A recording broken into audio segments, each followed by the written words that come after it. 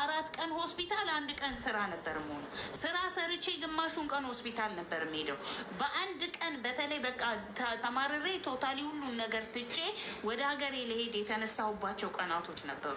ለምን ቢባል ጧት ተነስቼ ሄጄ ሰርቼ መጣሁና አመመኝ። ሲሄድ ሆስፒታል ውስጥ 800 ድርሃም ነው ያስከፈሉኝ። 800 ድርሃም እኔ ያልሰራሁትን እኔ ያላገኘሁትን በቀን ከፈልኩኝ ለሆስፒታል ማለት ታምሜ እኔን ወደ ጎን አርጉኝ። ግን እናንተ ተስፋ መቁረጥ ካለባችሁ ገንዘብ ወደ ሀገራችሁ የምትልኩና ቤተሰብ የምትረዱት በዚህ መልኩ ከሆነ ተስፋ መቁረጡን አሁኑ ነው አስቀድሜ ነገር ገንዘባችሁን መያዝ አለባችሁ። ግን እኔን ቀጥላችሁ ደጋግማችሁ የዚህን የታክሲ ብር የታረግሹ ብላችሁ አትጠይቁኝ። ለምን ቢባል እኔ በጣም ጎበዝ ነኝ። እኔ እናትም አባትም አሁን የለኝም። ግን በኖሩበት ዘመን እንዲንከብከብ አድርጌ ይሻቸዋለሁ። ክብር ለስም አጠራሩ ይሁን። እኔ የእናቴና የአባቴ ልጅ ነበርኩኝ። እኔ ብቸኛ ልጃቸው ነበርኩኝ። ልጆች ቢኖራቸውም እኔ በስደት የኖርኩት ብቸኛ ነኝ። እኔ ስወጣ ከሀገሬ በእበት ታውቃላችሁ፣ በእበት የሚለቀለቅ ቤት ጥዬ ነው የወጣሁት። እኔ ከወጣሁ በኋላ የኖርኩባቸውን ዘመናት ሁሉ ጤፍ ሸምቼ ምን ብዬ ይሄ አይወራም፣ ሚዲያ ላይ አይደረግም፣ አይባልም። እንደዚህ አይነት ነገር ነውር ነው።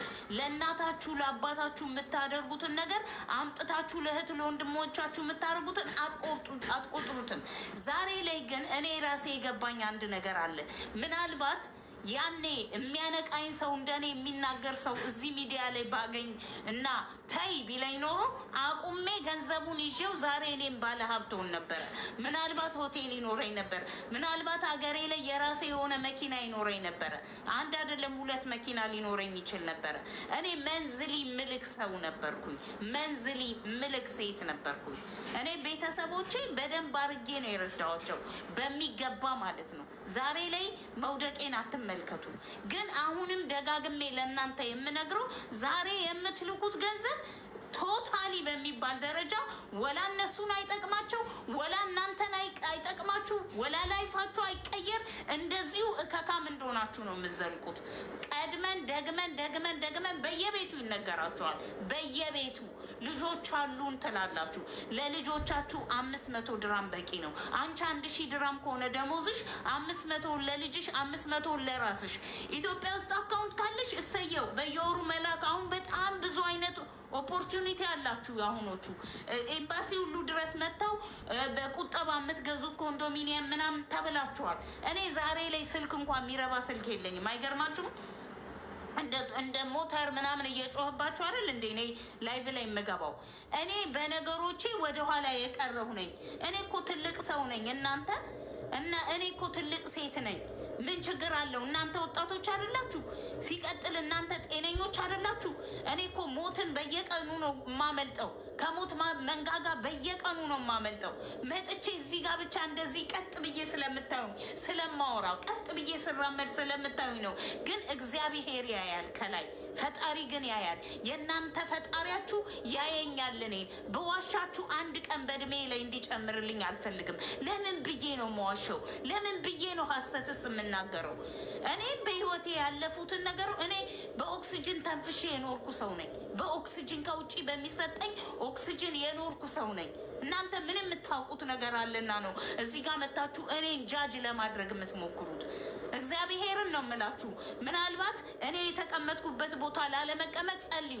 እኔ ትላንትና ከትላንት ወዲያ የሚያውቁኝ ሰዎች እኮ ፊታቸውን አዙረው ነው የሚያልፉት ባጠገቤ። የእግዚአብሔር ሰላምታ የሚሰጡኝ እኮ ጥቂቶች ናቸው። ንቀውኛል እኮ ሰዎች፣ እንደ ሰው አይቆጥሩኝም እኮ። በህይወቴ ያወቋቸው ሁሉ፣ በቅርብ ጊዜ ያወቁኝ ሁሉ ቦታ እንደነሱኝ ታውቃላችሁ። ለምን እንደሆነ ታውቃላችሁ? ቆሜ እየተራመድኩ አጠገባቸው ስለሚሄድ። ለምን እንደሆነ ታውቃላችሁ? ለማኝ ስለምመስላቸው፣ የልመና ሱስ ያለብኝ ስለሚመስላቸው። ግን እኔ ነገና ከነጎዲያ ሄዳለሁ። ነገና ከነጎዲያ የህይወቴ ምዕራፍ ይዘጋል። ግን ሀራም ነው። ኃጢአት ለልጆቻችሁ ለልጅ ልጆቻችሁ አታስቀምጡ። የሰው ልጅ ችግር ከሌለበት እዚህ ጋር መጥቶ ራሱን ፊቱን ማዋረድ አይፈልግም። አብሮ የተማራቸው ሰዎች አሉ፣ አብሮ የሰራ ሰዎች አሉ፣ አብሮ በህይወቱ የሚመኛቸው ለፍቅር፣ ለትዳር፣ ለህይወት የሚመኛቸው ሰዎች እንደሚያዩ ያውቃል። ያሸማቅቃል። ይሄ ነገር ያሸማቅቃል ወይስ አያሸማቅቅም? ስንቶቻችሁ ናችሁ የናቃችሁኝ? እኔ ንቃችሁኛል። እንደ ሰው ራሱ ሪስፔክት ማሰጡኝ አላችሁ። እንደዚህ አይነት ጥያቄ የምትጠይቁኝ ሰዎች 1,000,000 ጊዜ ነው የተናገርኩት። ጌታ ምስክሬ፣ እኔ ቦታ ላይ እንዳትቀመጡ። ዛሬ ላይ የምታደርጉት ነገር የእናንተን የህይወታችሁን ሁሉን ነገር ይወስናል። ገንዘብ ብቻ ሲኖራችሁ ነው ሰው ሪስፔክት የሚሰጣችሁ።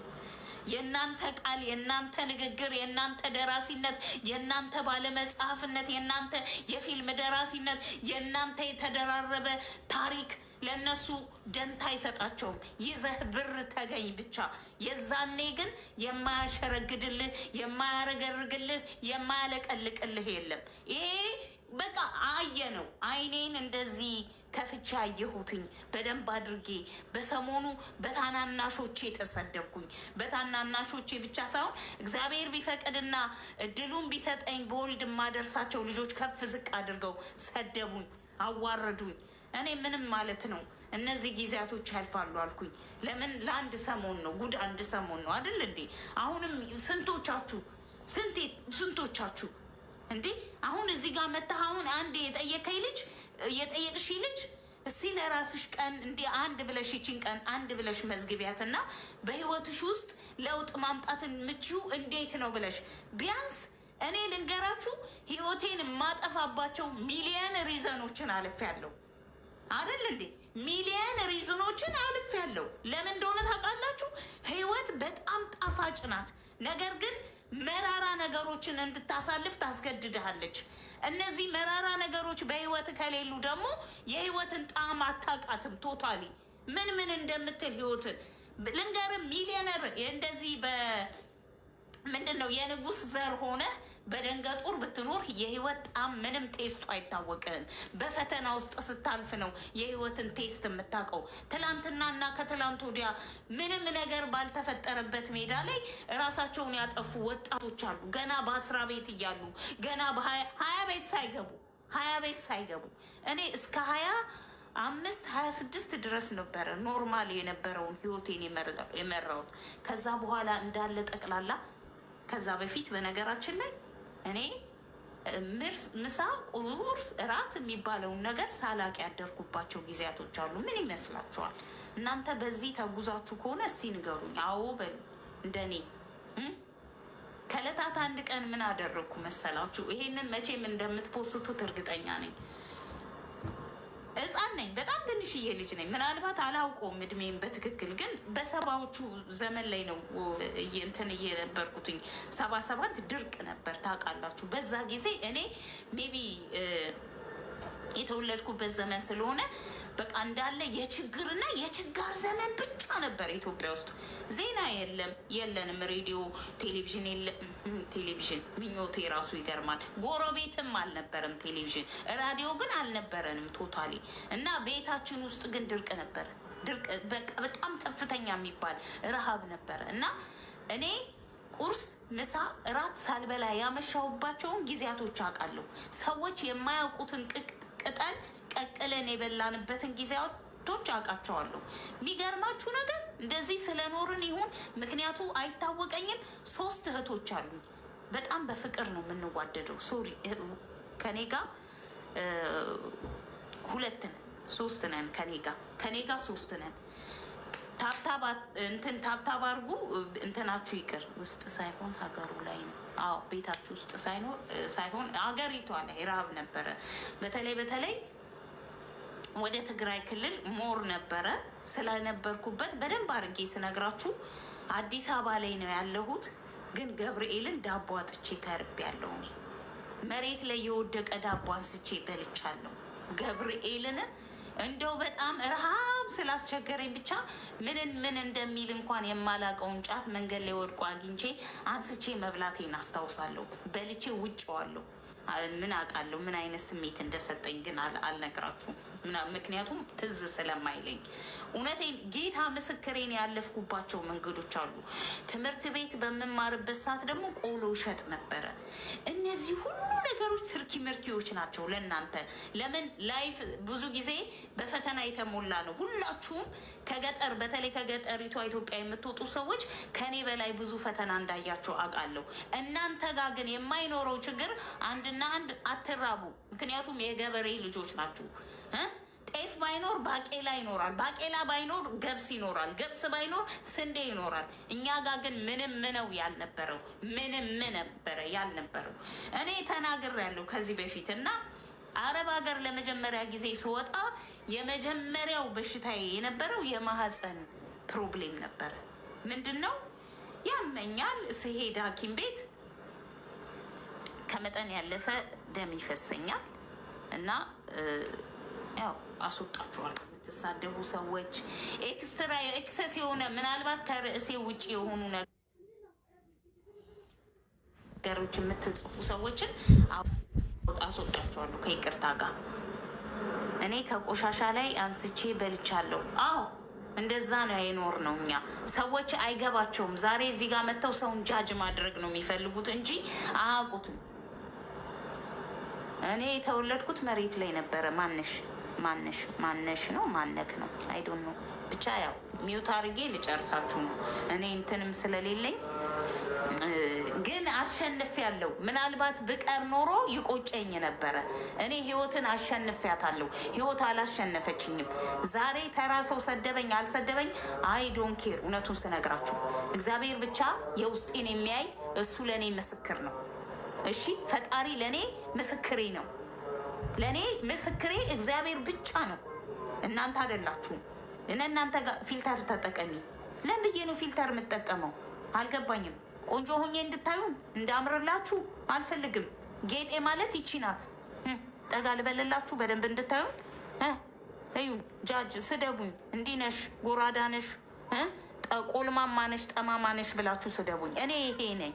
ለምን ብዬ ነው ፊልተር የምጠቀመው? ፎርዋት ያኔ ምን እኔ ትዳር ልፈልግ አልመጣሁም። ያስጠላሁት ይውጣ። አሁኑ ውጡ።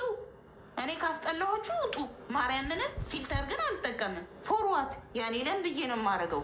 ፊልተር ያማረኝ ቀን አደርጋለሁ። እኔ አስገቢኝ። ለምን የኔ ፍቅሮች የምትገቡ ሰዎች ምናምን ካላችሁ መጀመሪያ እስቲ ኮፒ ሊንክ ምናምን ይደረግና ከዛ በኋላ ነገ ከነገ ወዲያ የእኔ ወንበር ላይ መቀመጥ የማትፈልጉ ቆንጆዎች አውቃለሁ። የቆንጆ ዘመን ነው። ቆንጆዎች በጣም ብዙ ቆንጆዎች ኢትዮጵያውያን አላችሁ እና ደስ ይለኛል። የሀገሬ ልጆች ስለሆናችሁ ቆንጆች ስለሆናችሁ ደስ ይለኛል። ግን አንድ እውነት ልንገራችሁ፣ ቁንጅና ብቻውን ምንም አይሰራም። ወንድ ልጅ ለማገልገል ምንድን ነው የሚባለው? የጭንገረድ መሆን ካልፈለጋችሁ በስተቀር በራሳችሁ የምትቆሙ ሴቶቹ ነው። ገብርኤል ምስክሬን፣ እኔ ባልታመም የብዙ ሰዎችን ህይወት የምቀይር ሴት እንጂ እንደዚህ ውዳቂ ሴት አልሆንም ነበረ። እናንተ የምትንቁኝ ሰው አልሆንም ነበረ። ግን ጢባ ጢቦ ነው የተጫወተብኝ ህመም። እኔ ታውቃላችሁ፣ የሆነ መድኃኒት ህይወቴን ሙሉ እንደዋጥኩ ታውቃላችሁ። የሆነ መድኃኒት አለ ፖንስታን የሚባል ማስታገሻ ነው። ማስታገሻ እየሰራው እሱን ካልዋጥኩኝ አይሆንልኝም። በቃ ከዛ እንደገና የሆነ በጣም ስቃይ ያለው እናንተ በጣም ተሰቃይቼ ነው ያሳለፍኩት። ወደኋላ እንዳትመልሱኝ። አጠንጥኜ ከመለስኩኝ ደግሜ እዚህ ጋር ማልቀስ አልፈልግም። ሪኮርድ አድርጋችሁ እንድትበትኑኝ አልፈልግም። መማር ከፈለጋችሁ መለወጥ ከፈለጋችሁ ግን የኔን ህይወት ትምህርትነት ይሆንላችሁና ተማሩበት ነው ያልኳችሁ ያለሁት። ዛሬ ላይ በዛ ጊዜ ፍጹም ጤነኛ በሆን ዛሬ ላይ እኔ ባለሀብት ነበር መሆኑ። እንደገና ደግሞ ቁጭ አርጎ ኖ አሁን የምትልኪያቸው ብጥቅጥቅ ገንዘቦች ለቤተሰብሽም አይጠቅምም፣ ለአንቺም አይጠቅምም። ለነሱ የዕለት ከበርቻቻ ደስታ ነው የሚሰጣቸው እንጂ ህይወታቸውን አይለውጡበትም።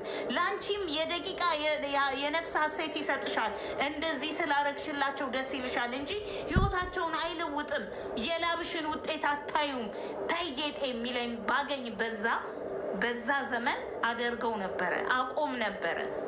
ገንዘቤን አስቀምጬ እንደ ሰው ባለሀብት ሆኜ ዛሬ ቤተሰቦቼን ሙሉ ማስተዳደር ሆን ነበረ። ዛሬ ቤተሰቦቼ እኔ ወጥቼ እርዱኝ ስል እዚህ ጋር አይሸማቀቁብኝም ነበረ። በእኔ ቦታ ላይ መቀመጥ ካልፈለጋችሁ እኔ ከፈጣሪ ጤንነትን እንጂ ገንዘብ አብዛኛዎቻችሁ ሚራክል የምትጠብቋላችሁ። እግዚአብሔር ራሱ የራሱ የሆነ የሚያስተካከለው ነገር አለ። በቀደም ለታ ማለት ነው እኔ ሳራ ጋው ገብቼ መኪና አስጠይቄ የዛን ቀን ታስታውሳላችሁ የነበረውን ፊድባክ፣ ስድቡን ምኑን አይታችሁታል። እኔ የዛን ቀን መሬት ተከፍታ ብትውጠኝ ደስ ይለኝ ነበር። እግዚአብሔር ግን በማግስቱ ታሪኩን ሁሉ ቀያየረው። ምክንያቱም እሱ ጋር ነው ሁሉም ነገር ያለው። ሰዎችን ለኔ ያስነሳ፣ እናንተን ለኔ ያስነሳ። እናንተ የኔን ላይፍ እንድትቀይሩት እናንተን ለኔ ያስነሳችሁ። እኔ አመሰግናለሁ። ማንም እገሌ ተገሌ አልልም። ሁላችሁንም ነው የማመሰግነው። እንኳን አይደለም እና ደጋፊዎቼ ሰዳቢዎቼንም አመሰግናችኋለሁ። ለምን ቢባል እኔ በጣም ሴንሲቲቭ ሰው ነኝ። አሁን ላይ የስኳርና የግፊት ታማሚ ስለሆንኩኝ ሰው ከመጠን በላይ ተናግሮኝ ስናደድ ሰውነቴ ይንቀጠቀጣል። በቃ የሆነ ድካም ይሰማኛል፣ እታመማለሁ። የአሁኑ ግን ይገርማል። ለካ ያጠነክራል። መጥፎ ነገር ያጠነክራችኋል። የባሰ ጀግና ሆንኩ። ራሴ ለራሴ ማጨብ ጀመርኩኝ እንጂ ከግራም ከቀኝም ከኋላም ከፊትም የሚመጡ ነቀፋዎች፣ ዘለፋዎች፣ ስድቦች ነበሩ በጣም ከምነግራችሁ በላይ። ነገር ግን እኔ ለእናንተ ደግሜ ደግሜ ደግሜ 1 ሚሊዮን ጊዜ እነግራችኋለሁ። ጤና ካላችሁ፣ ከሰራችሁ፣ ደሞዝ ከደረሳችሁ አስቀምጡት። 3 ወር፣ 4 ወር፣ 5 ወር ከዛ በኋላ ያያችሁት ደስታ ይሰማችኋል። ኢቨን ሰው ባያያችሁ እናንተ በእናንተ ፊት ለራሳችሁ ግርማ ሞገስ ሰጣችሁ እንዲህ ማለት ትጀምራላችሁ። አላችኋ ምንም ነገር ቢፈጠር አላችሁ፣ ከች የምትሉበት አላችሁ። የኢትዮጵያ ሕዝብ በአብዛኛው ሳይሰራ ቀርቶ ነው እንደ እናንተ ጋር መጥቶ የአረብ ሀገር ሴቶችን እርዱን ብሎ የሚለምነው። ይሰራል እኮ ለዕለት ከበርቻቻ ስለምናውለው ነው። አሁንም እዚህ አረብ ሀገር ያሉት 2000 ደሞዛቸው ሆኖ 2000ውን ልከው ነው የሚቀመጡት። እኔ ስለማይ ነው፣ እኔ እያየኋችሁ ስላለው ነው። 1000 ብር ደሞዝተኛ ሆና 1000 ብር ትልካለች ወደ ኢትዮጵያ። ከዛ በኋላስ 9 ወር ቆይታ እዚህ ሀገር የ9 ወር ደሞዟ 9000 ብር ኢትዮጵያ ሄዷል። እሷ ግን አንድ ልብስ እንኳን አልገዛችም። አመት በዓል ሲመጣ 1 to 10 ሄዳ የ15 ብር እና የ16 ብር ጨርቅ ነው ለራሷ የምትገዛ። አንድ የሚረባ ጫማ እንኳ የላችሁም። አይገርማችሁም? ሴቶች ጫማዎቻችሁን አይቼዋለሁ። ምንድን ነው የምትዋሹት? አይቼዋለሁ ጫማዎቻችሁ። ቢያንስ ሂል ሆኖ የማይቆምበት ነው። ንግስ ሲሆን እንገናኝ የለ እንዴ? መራመድ አቅቷችሁ ጓያ እንደሰበረው እንዲህ ስትሉ አያቸዋለሁ እኮ። ጫማው ስላልተመቻችሁ ነው። ሂል ሆኖ ዋጋ ከከፈላችሁ ጥሩ ጫማዎች አሉ። ጌታ ምስክሬን ነው የምላችሁ። ዋጋ ከከፈላችሁ ነው። ይሄ ሁሉ 10 ምናምን ዓመት አረብ ሀገር ቆይታችሁ ለምንድን ነው 10 ምናምን ዓመቱን ተውት። 3 ዓመት ስትቆዩ ረመዳንን 24 ሰዓት ሰርታችኋል። ስሁር እየመጣላችሁ ነው አይደል? ረመዳን እየመጣ ነው። ስሁር አለ፣ የስሁር ሰዓት አለ። እንቅልፋችሁን አተኙም። እነሱ ሲተኙ ጠዋት ተነሳችሁ ማታ የተበላበትን ታጥባላችሁ። ስሁር ሰዓት ሲደርስ እናንተ የፍጡር ሰዓት ሲደርስ እናንተ እነሱን ታስፈጥራላችሁ። ከተፈጠረ በኋላ ኩሽናውን ማየት እንኳን የማይቻልበት ሲቹዌሽን ነው የሚፈጠረው። ስላየሁት ነው። ወገባችሁ እስኪበጠስ ቆማችሁ ዕቃ ታጥባላችሁ አይደል? ያን ሁሉ ነገር አድርጋችሁ ለራሳችሁ ሽልማት አትሰጡም። አንድ ጫማ እንኳን አውጥታችሁ 200 ብር አትገዙም። ኦ ማይ ጋድ! እንዴት ሆኖ ሐኪም ቤት አትሄዱም? ታማችሁ አትሄዱም ሐኪም ቤት። እራስሽ ወገብሽ ተንቀጥቅጦ ሰርተሽ ኩላሊትሽን ታመሽ እንደው ኢንሹራንሱ እስኪስተካከል ብላችሁ አትከፍሉ። እኔ ከፍያለሁ፣ ሚሊየን ጊዜ ከፍያለሁ። ኢንሹራንሱ ዳን ሆኖልሻል ከተባልኩኝ በኋላ እንዲህ ማንቁርቴን አንቀው ገንዘብ ተቀብለውኛል። እሱን ገንዘብ ለማስመለስ 3 ወር እና 4 ወር በየኦፊሱ እየሄዳችሁ ደም እንባ ታለቅሳላችሁ። ከተቻለ ይመለስላችኋል፣ ካልተቻለ ይቀራል ገንዘባችሁ። ግን ደግሞ ህይወታችሁን አተርፋችኋል። ሁሉም ነገር በህይወታችን የሚመጣው ለምክንያት ነው፣ ሊያስተምረን ነው። ስለዚህ አይናችሁን ግለጡ። እኔን ከምትሰድቢ ለእኔ ኮመንት ከምትጽፊ ይልቅ ወደ ራስሽ ጭንቅላት ውስጥ እንዴት ገብቶ እንደሚጻፍ ይሄን ነገር ደጋግመሽ አስቢበት። እኔ ልነግራችሁ የምችለው ያን ብቻ ነው። አይናችሁን ክፈቱ። ጆሮአችሁንም በደንብ አድርጋችሁ ከፍታችሁ አዳምጡ። ገንዘባችሁን አስቀምጡ።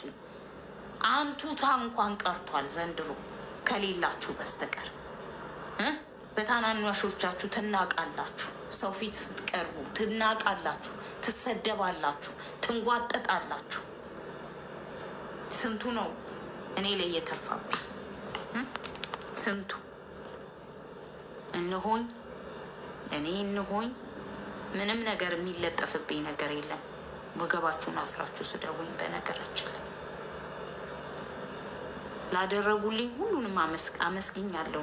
ማመስገን ባለብኝ መጠን ሰምታይምስ ምን ባረግ ነው በምን መልኩ ባመሰግናቸው ነው የሚበቃው ላለሁ። ደስ የሚሉ ሰዎች አሉ በጣም ብዙ፣ እዚህ ጋር የማይጠሩ እንዲጠሩ የማይፈልጉም አለው። ብዙ ነገር አድርገውላችሁ እንዲጠሩ ራሱ የማይፈልጉ አሉ። እና እኔ ያው 10 ምናምን አመት እናንተ የምታውቁት 11 አመት ታክሲ መስራቴን ነው አይደል? ከዛ በፊትም ሰርቻለሁ። ከዛ በፊት 2 አመት ሰው ቤት ሹፍርና ተቀጥሬ ሰርቼ ነበረ። አብረውኝ 2 ኢትዮጵያውያን ነበሩ። የእነሱ ያውቁ ነበር ታሪኬ። ሆስፒታል የሚወስደኝ አጥቼ አንዷ ሀውስ ሜድ ከኔ ጋር እንድትቀመጥ ተደረገች። ምክንያቱም መርፌ ተወግቼ ሰውነቴ ደንዝዞ መንዳት አቅቶኝ መሀል መንገድ ላይ አቁሜ እንቅልፌን ተኝቻለሁ። በዛም ዘመን ያመኝ ነበር። በዛ ዘመን እኔ ደም ይፈሰኝ ነበር። ወጣትነቴን እንደ ሰው ሩጭ አልጠገብኩትም፣ አልተንዘላዘልኩም። እንደ ሰው እንዲህ አላስቸገርኩም። አሼሼ ገዳሜ አላልኩም። እንደ ሰው አንድ ቀን ዘፈን ጭፈራ ምናምን እንደማያቀኝ ታውቃላችሁ። የትም ሄጄ እንደማላቅ ታውቃላችሁ። በዝምታ ውስጥ የተዋጠ ህይወት እንደኖርኩ ታውቃላችሁ። እግዚአብሔር ክብሩን ይውሰድ። ምናልባት ያቆመኝ በምክንያት ነው ብዬ ተናግሬያለሁ። ብዙ ጊዜ ነው የምለው እዚህ ጋር ግን በጣም ነው የተፈተንኩት። ምርጥ ነገር ናት፣ ቆንጆ ነገር ናት፣ ውብ ነገር ናት። ስትኖሯት፣ ስትታገሏት፣ ታግላችሁ ስትጥሏት፣ ስታሸንፏት። ግን ተሸንፋችሁ ከወደቃችሁ የምታወሩት ታሪክ እንኳን አይኖራችሁም። ታሪካችሁ እንኳን አስጠሊታ ነው የሚሆነው። ምንድነው ጥቅማችሁ? ንገሩኝ። እናንተ ስለሞታችሁ ምንድነው ጥቅማችሁ? ቤኔፊታችሁ? እናታችሁ ታዝናለች። የእግር እሳት ለእናታችሁ ትሆናላችሁ። ሰው ግን ይረሳችኋል። ፍቅረኛ ቢኖርሽ ከ3 ወር በኋላ ይይዛል። አንድ ጊዜ በጣም የምወዳት ጓደኛዬ ታማ ሞተች። ታማ በጣም በጠና ሳደልይ ታማ ድንገት ነው የታመመችው። እንደ በሽታው ምንነቱ ያልታወቀ በሽታ ነው። ግን መጀመሪያ ፉሊ ቤተሰቡን እስከ መርሳት ደረሰች። ከዛ ቀጥሎ ቤተሰቡን አወቀች። ግን ደግሞ የሆነ በቃ የሰወራት ምናምን ጸበል ገባች እና ጸበል በገባች በአጭር ጊዜ ውስጥ ደህና ሆና ተሻላት ሲሏ ዝም ብላ ከምድር ተነስታ ሞቶች። በጣም የምትወደው ነፍሷ እስኪወጣ ብላ የምትወደው ፍቅረኛ ነበራት። የእሷ ለቅሶ 2ኛው ቀን ነው 3ኛው ቀን ላይ ድንኳን ውስጥ ተቀምጠው እያወራ ነው። ከዚህ በኋላ ስጠብስ ብሎ ተናገረ። ከዚህ በኋላ ስጠብስ እኔ ስጠብስ አለ። የሚጠብሰው ገርል ፍሬንድ ነው። የገርል ፍሬንዱ ለቅሶ ላይ ጌታ ምስክሬ ቦይ ፍሬንድሽ ድብና አድርጎ ይጠብሳል እንዴ! ሰው አይደል እንዴ? ባልሽም ያገባል። አዎ ያገባል። ልጆችሽም ከተወሰኑ ጊዜ በኋላ ወደ ላይፋቸው ይመለሳሉ። እናት ከሆንሽ ኦፍኮርስ ትዝታሽ የማይጠፋ ነው። ነገር ግን ዘላለሙን ከአንቺ ጋር የሚቀበር አይኖርም። ምንም የምትጥዩ ነገር የለም ልልሽ ነው። ነፃነት ወርቅነህ በቀደም ነው የሞተው። ስንቶቻችሁ ናችሁ ለ2 ቀን ለ3 ቀን ያዙ ይልቀቁኝ ያላችሁ? የት አለ አሁን ስሙን? የት አለ የምታስታውሱት? የት አለ? እራሳችሁን ለማጥፋት የምትንደረደሩትም ዳይ ሂዱ እስቲ አጥፉ። ምንድነው? ተሸናፊዎች ናችሁ። አምላክ ያዝንባችኋል በመጀመሪያ ደረጃ። ምክንያቱም ነፍስን የሰጠው እሱ ብቻ ነው። እግዚአብሔር ነው። ነፍስ የሰጣችሁ እሱ ነው መልሶ መውሰድ የሚችለው። እኔም በጣም ብዙ ጊዜ ጠይቄዋለሁ እግዚአብሔርን። ይሄ ሁሉ በሽታ ተሸክሜ አልፎ ተርፎ ከሁሉ በላይ የሚያሳዝነኝ አንድ ነገር አለ። እናት ስላልሆንኩኝ ያዝናለሁ። ልጅ ስለሌለኝ ያዝናለሁ። ልጅ ቢኖረኝ እላለሁ። ሁሉ ጊዜ ነው የምለው ልጅ ቢኖረኝ እላለሁ። በተለይ ኢትዮጵያ ስገባ የሆነ ጊዜ ማታ ላይ ዳቦ ፈለኩና ከልጆች መካከል አንዱን ላኩኝ። ከቤት ውስጥ ከእህቶቼ ከወንድሜ ልጆች ኦኬ የገሌ አልላችሁም፣ ግን ተይ ተባልኩኝ። አንዷ እህቴ ታናሼ በጣም ፈራች፣ ትቀየማለች ብላ ፊቷ ላይ ግን ያስታውቅ ነበረ። ደስተኛ አይደለችም። ከምሽቱ 4 ሰዓት ነው። እኔ መላክ ፈለኩኝና ላኩኝ ልጆቻቸው። አንደኛዋ ኖ ልጄን አልክም አለችኝ። አንደኛዋ እህቴ ግን እሺ ይሂድ ውሻዬ ዳርዳሩን እንደዚህ ምናምን ስትል በቃ ፊቷን አይቼ ተውት አልኩኝ። ምናልባት አልኩኝ ልጄስ ቢሆን ምናልባት በምረዳው መጠን ልረዳቸው ይችላል። እውነታቸውን ነው። እውነታቸውን ነው። ግን ልጅ ቢኖራችሁ የራሳችሁ ልጅ ቢሆን ትልኩታላችሁ ወደ ፈለጋችሁት። ምናልባት ዛሬ እኔ ባለሁበት እድሜ አድርሼውስ ቢሆን እናቴ የሰው ፊት ለምን ይገርፍሻል፣ እናቴ ለምን በሰው ሀገር ትንከራተቻለሽ ብሎ ይወስደኝ ነበረ። እንኳን አይደለምና ልጅ እናትም ሲኖራችሁ ይለያል። እናቴም ራሱ ሰው ሀገር እንድቀመጥ አትፈልግም ነበረ። ከሄደች በኋላ ማንም ሰው ትዝ ብዬው አላውቅም። ማንም ሰው ነይ ግቢ እያለኝ የለም። እኔ ተናግሬያለሁ። በልጅ በጣም ብዙ ቀናቶችን በር ዘግቼ አልቅሻለሁ። እግዚአብሔርን ምን አደርግልሃለሁ? ለምንድን ነው እናት ከልጆቿ የምትነጥለው? ለምን አባት ከልጆቹ ለምን? እኔ ምን አደርግልሃለሁ? በእነሱ ቦታ አድርገኝና እኔን ውሰደኝ ይለዋል። በጣም ብዙ ቀናቶችን አሳልፎኛል። የምሞትባቸው ሚሊየን ቀናቶች አልፈዋል። አሳልፎኛል። ምክንያት ስላለው ነው። እግዚአብሔር ምክንያት አለው። ስለዚህ እኖራለሁ። እስከፈቀደልኝ ዘመን እኖራለሁ። ለምን ተብሎ ነው